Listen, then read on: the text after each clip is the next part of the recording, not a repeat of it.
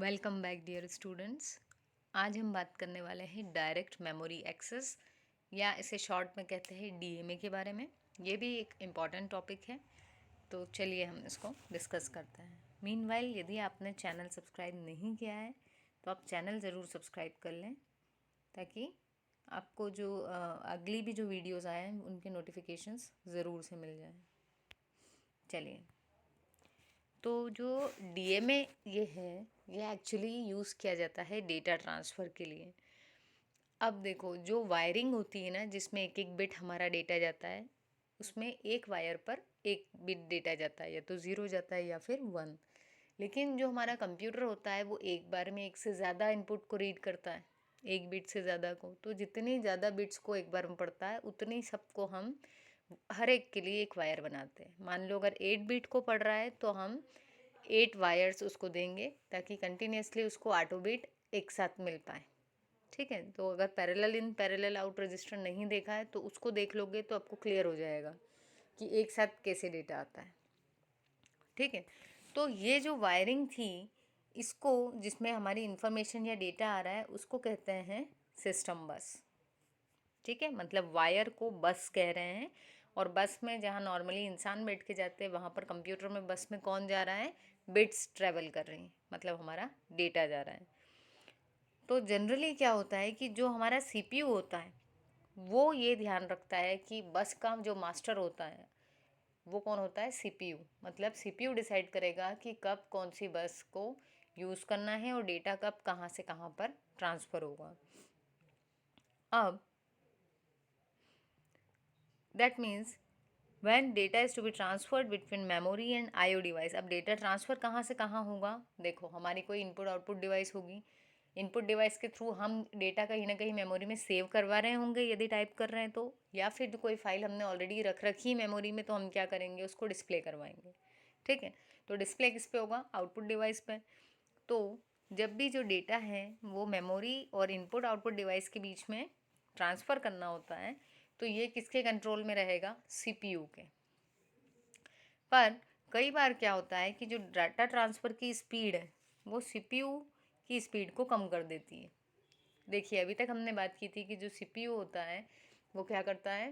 Processing का काम करता है, कैलकुलेशंस परफॉर्म करता है। अब यहाँ पर सिर्फ क्या करना है? डेटा को ट्रांसफ़र करना है। तो इसमें तो कोई कैलकुलेशन वाली बात है ही नहीं।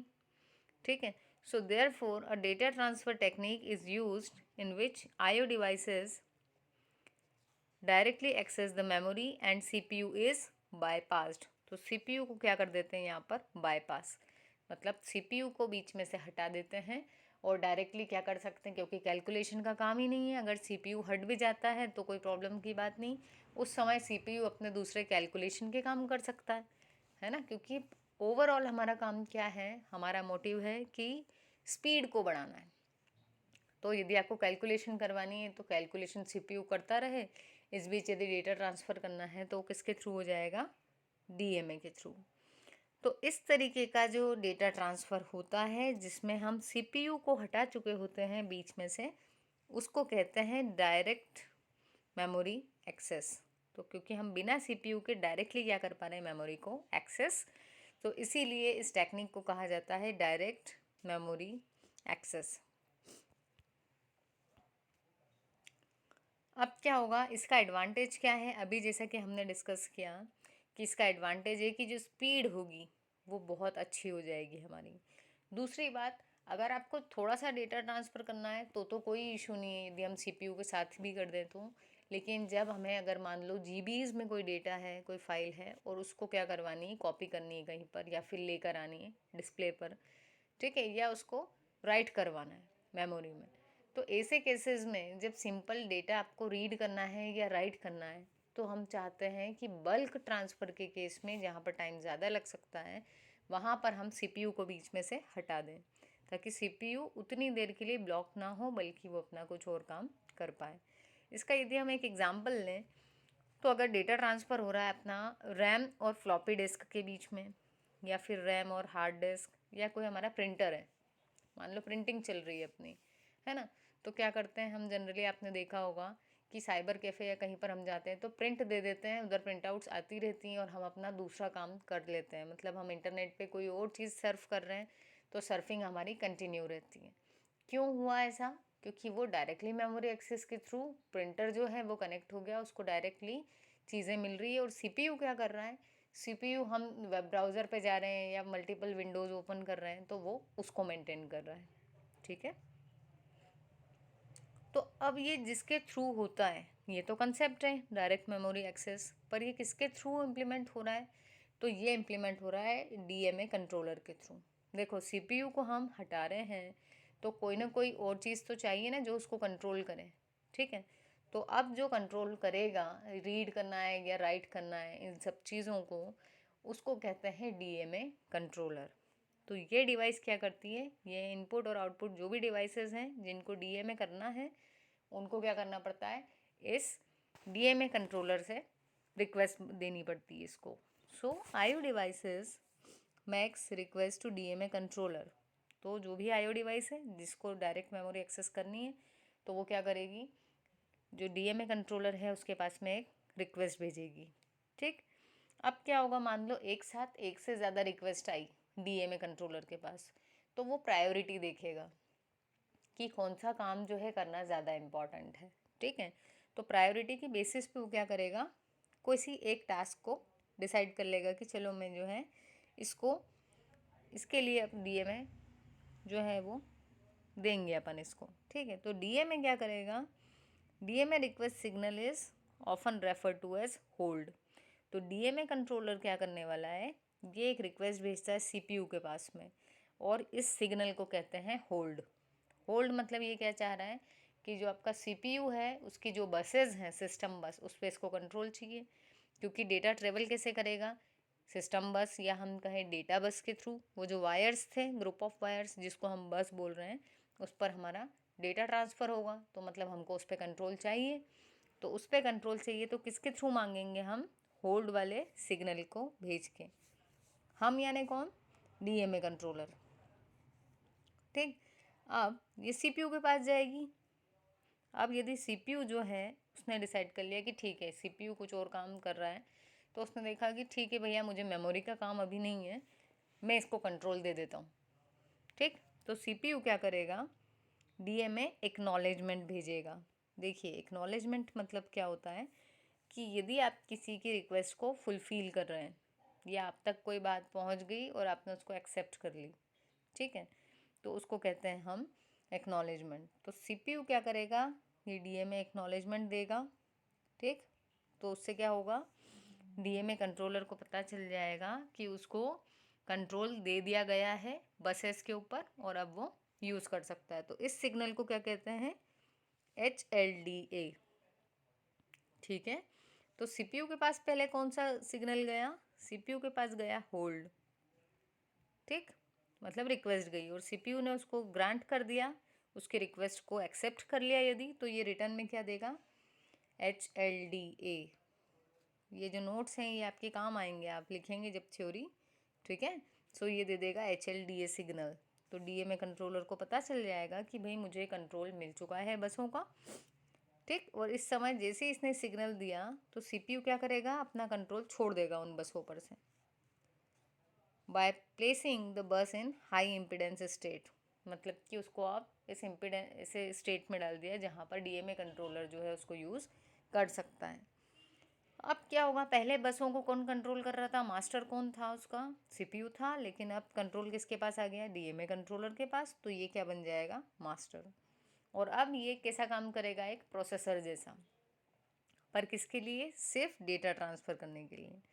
ठीक, जब कंप्लीट डेटा ट्रांसफ़र हो चुका होगा, हमने क्या किया, पहले रिक्वेस्ट कर दी, फिर रिक्वेस्ट हमको ग्रांट हो गई, फिर हमने क्या किया, डेटा ट्रांसफ़र शुरू कर दिया। अब क्या होगा, जब अपना पूरा जो डेटा है वो ट्रांसफ़र हो चुका है, तो अब क्योंकि काम कंप्लीट हो गया हमारा, तो अब फिर से डीएमए कंट्रोलर क्या करेगा, उसने जो बसों पे कंट्रोल लिया था सीपीयू से रिक्वेस्ट करके, वो उसको फिर से छोड़ देगा। अब कंट्रोल अगेन किसके पास जाएगा, सीपीयू के पास। ठीक है, देखिए यहाँ पर आपके सामने एक डायग्राम दिया हुआ है जहाँ पर है हमारे पास में डीएमए कंट्रोलर, और इससे ये जो है हमारी ये डिवाइसेस कनेक्टेड है। जैसे आपका प्रिंटर हो गया, फ्लॉपी डिस्क, हार्ड डिस्क, ठीक है, ये सारी कनेक्टेड है।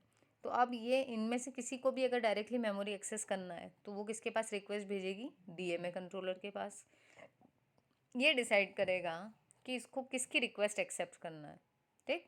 तो ये जो भी रिक्वेस्ट इसने एक्सेप्ट कर ली वो एक्सेप्ट करके किसके पास भेजेगा? ये रिक्वेस्ट भेजेगा HOLD के थ्रू CPU के पास में, कि भैया हमें जो है आपकी जो सिस्टम बस है इसके ऊपर हमको कंट्रोल दे दो, ताकि हम अपना डाटा ट्रांसफ़र का काम करते रहेंगे, तब तक आप अपना प्रोसेसिंग कैलकुलेशन करते रहो, हम आपको डिस्टर्ब नहीं करेंगे, आप हमें डिस्टर्ब मत करना, ठीक है। तो CPU देखता है कि भैया मेरे पास में कोई और काम तो नहीं है जिसमें मुझे बसों का यूज़ हो।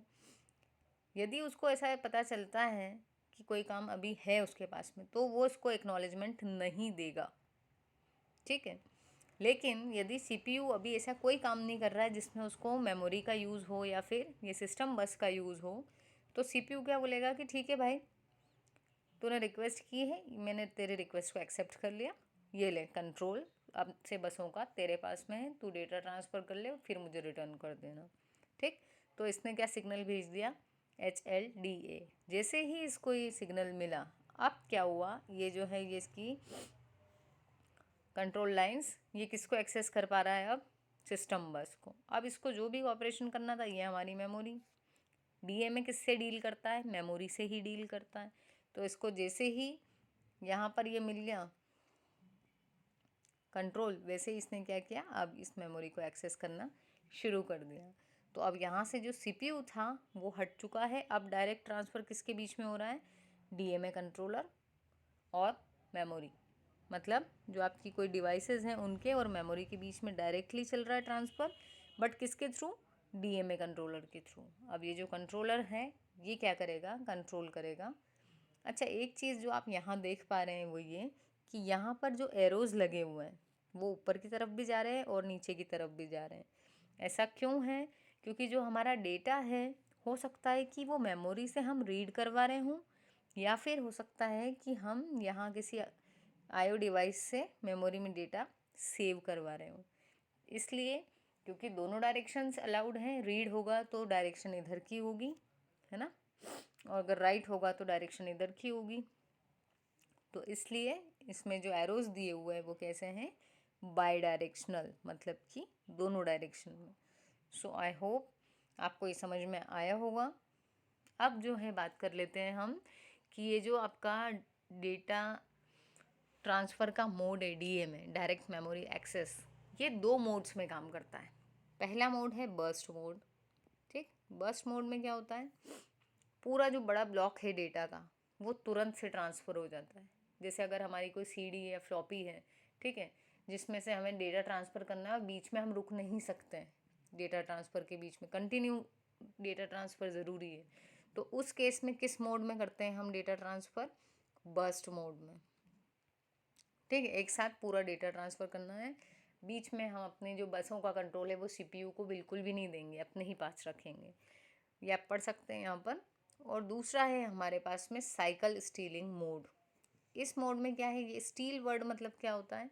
चुराना। तो क्या करेंगे इसमें कि हम जब देखेंगे कि CPU जो है उसको काम नहीं है बसों का, तो हम वो साइकिल यानी उस क्लॉक पल्स में क्या कर लेंगे, अपना डेटा ट्रांसफ़र कर लेंगे। और जब हमें लगेगा कि अब CPU को ज़रूरत है तो फिर अगेन हमने CPU को कंट्रोल दे दिया। फिर देखा कि CPU आइडल है, ये काम में नहीं ले रहा है बसेस को, तो फिर से हम क्या करेंगे, उन बसेस को अपने काम में ले लेंगे। तो ये जो मोड है इसको कहते हैं cycle stealing mode. So I hope आपको DMA क्लियर हुआ होगा। यदि हुआ हो तो कमेंट्स में ज़रूर बताइए और बहुत अच्छे से तैयारी करते रहिए अपनी एग्ज़ाम की। Thank you.